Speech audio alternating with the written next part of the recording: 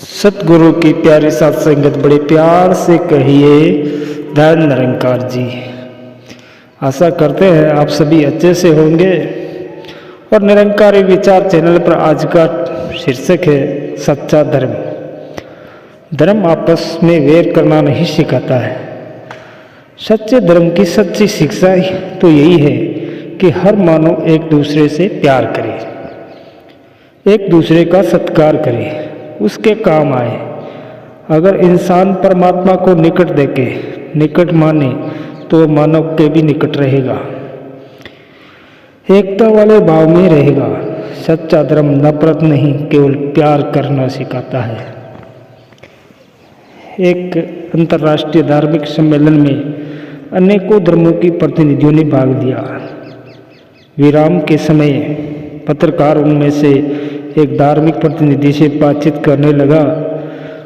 पत्रकार को एक शरारत सूझी। उसने पूछा कि इतने धर्मों में आस्था रखने वाले लोग यहाँ एकत्रित हुए हैं, आप बताएं कि इनमें से सबसे अच्छा और सच्चा धर्म कौन सा है। उसके मन में यह ध्यान आया था कि वह निश्चय ही अपने धर्म को उत्तम बताएगा, अपनी बात मनवाने का प्रयास करेगा, फिर मैं इसे अपने प्रश्नों के जाल में फंसा लूँगा। परंतु उस पत्रकार की सोच के विपरीत उस सज्जन ने कहा कि मैं आपको दो निर्णायक तथ्य बताता हूँ जिसके आधार पर यह कहा जा सकता है कि जो धर्म इन दोनों तथ्यों पर सही उतरता है वही धर्म उत्तम है। पहला तथ्य यह कि वह धर्म उत्तम है जो इंसान और परमात्मा के बीच की दूरी समाप्त कर दे। और दूसरा तथ्य ये वह इंसान और इंसान के बीच की दूरी को समाप्त कर दे। अब इसका निर्णय मैं आप पर छोड़ता हूँ। आप सब धर्मों के प्रतिनिधियों को सुने तथा अपना निर्णय स्वयं करें।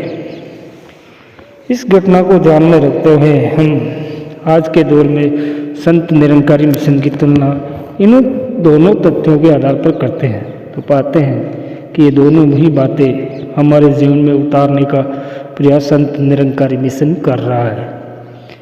पिछले दिनों सतगुरु माता सुदीक्षा जी ने संत निरंकारी मिशन के 90 वर्षों का जिक्र करते हुए कहा कि निरंकारी मिशन बराबर ब्रह्म ज्ञान। आज निरंकारी मिशन से जुड़ा हुआ हर भाई बहन बच्चा बुजुर्ग ये बात कहता है कि हमने परमात्मा का दर्शन किया है, ये हमारे नज़दीक है।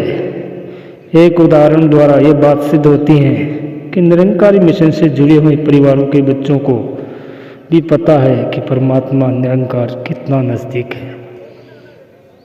उदाहरण के लिए एक निरंकारी परिवार में उनका 5 वर्ष का बच्चा जब स्कूल से घर आया तो परिवार ने पूछा कि आज क्या नया सीखा, तो बच्चे ने बताया कि यहाँ और वहाँ का प्रयोग सिखाया गया।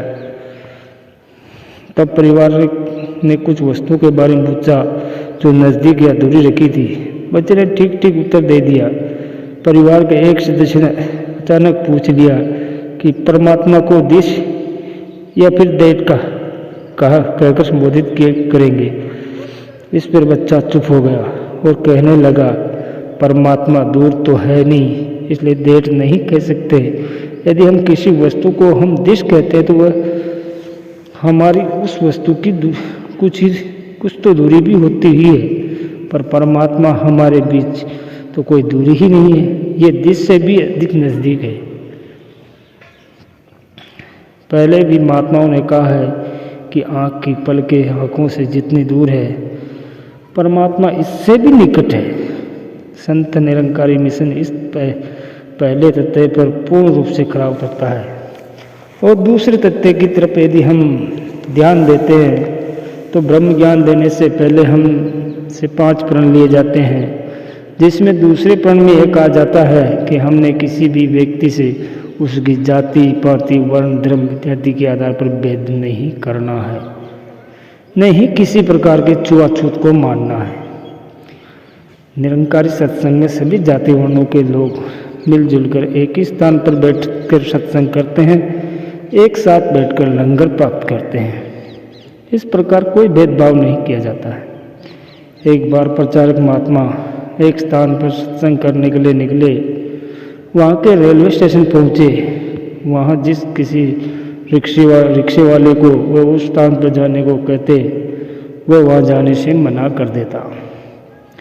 अंत में एक रिक्शे वाला कुछ ज़्यादा पैसे लेकर वहाँ इस शर्त पर जाने को तैयार हुआ कि मैं आपको वहाँ कुछ दूरी पर ही उतार दूँगा। रास्ते में रिक्शे वाले ने बताया कि हम उस बस्ती की तरफ नहीं जाते, नहीं वहाँ के किसी व्यक्ति को अपने रिक्शे में बैठाते हैं, क्योंकि वहाँ रहने वाले लोग छोटी जाति के हैं। इसको सुनकर प्रचारक महात्मा चुप थे।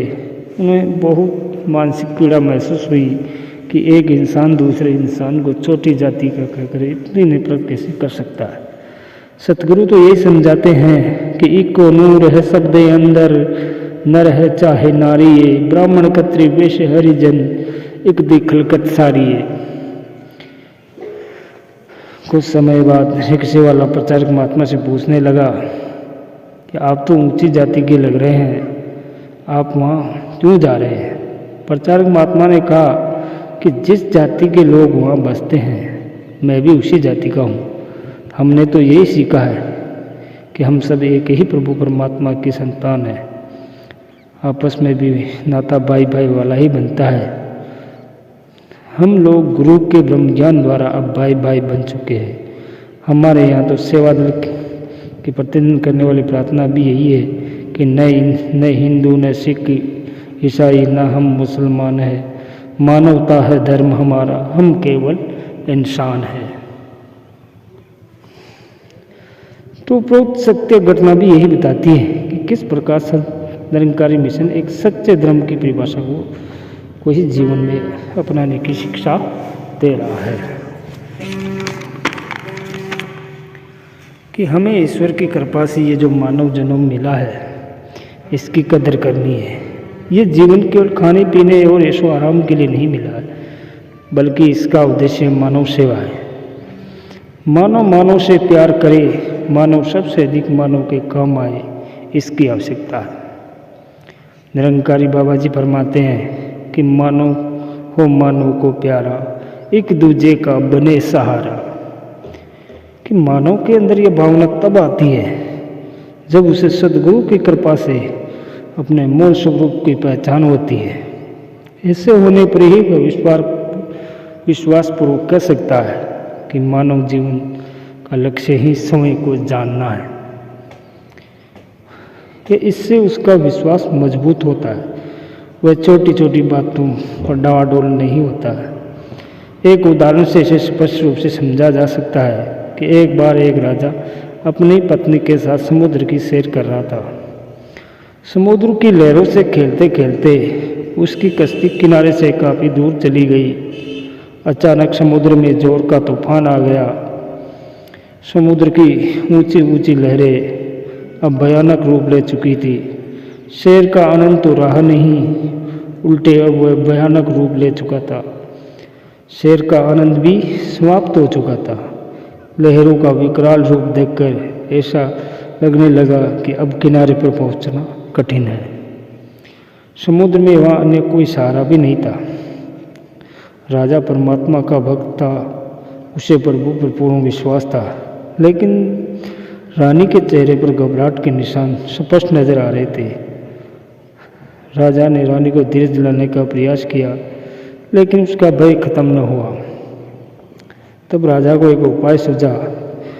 उसने म्यान से अपनी तलवार निकाली और रानी की गर्दन के समीप लाकर बोला, क्या तलवार की इस तीखी धार से तुम्हें डर नहीं लग रहा? तो रानी का नहीं। रानी ने मुस्कुराते हुए कहा। राजा ने कहा, क्यों? इस पर रानी ने कहा कि आप मेरे पति हैं और पालक भी, इसलिए ये तलवार जब तक मेरे पति के हाथ में है तब तक मुझे किसी प्रकार का भय नहीं। राजा ने मुस्कुराते हुए कहा कि ठीक इसी तरह परमपिता परमात्मा हम सब का पालन करता है और रक्षक है। ये हमारा तुम्हारा ही नहीं, सारी सृष्टि का मालिक है। हम इसकी शरण में हैं। ये मेरा प्रभु तूफानों की दिशा मोड़ने में सक्षम है। ये कभी भी हमारा बुरा नहीं होने देगा। इस दृष्टांत से हमें यही प्रेरणा मिलती है कि हमें परमात्मा पर पूर्ण विश्वास रखना चाहिए। हमेशा अच्छे कार्य करते हुए अपना जीवन व्यतीत करना चाहिए। विश्वास के बारे में स्पष्ट करते हुए महात्मा कहते हैं कि विश्वास सब पर करो पर अंधविश्वास न करो। पहले खुद पर विश्वास करो, तब दुनिया भी आप पर विश्वास करेगी। विश्वास में अद्भुत शक्ति होती है। यदि आपको अपने ऊपर विश्वास है, कठिन परिश्रम करने का भाव है, तो सफलता अवश्य मिलेगी। मनुष्य की सफलता के पीछे विश्वास का बहुत बड़ा हाथ होता है।